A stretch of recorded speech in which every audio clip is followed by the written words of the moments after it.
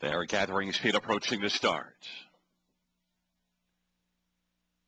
And they've reached the start and the rough.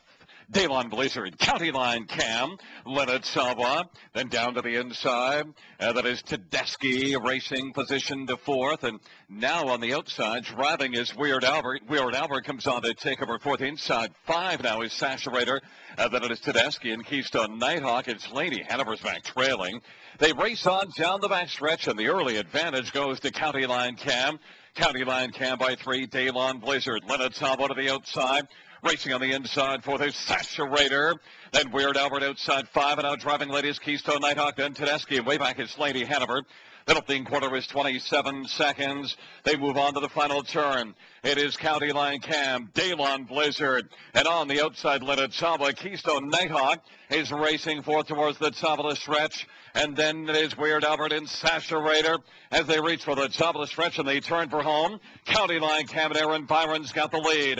It is County Line Cam up the inside, Daylon Blizzard. Center of the track is Leonard Sawa. Daylon Blizzard on the inside, looking to cover County Line Cam. County Line Cam and Daylon Blizzard.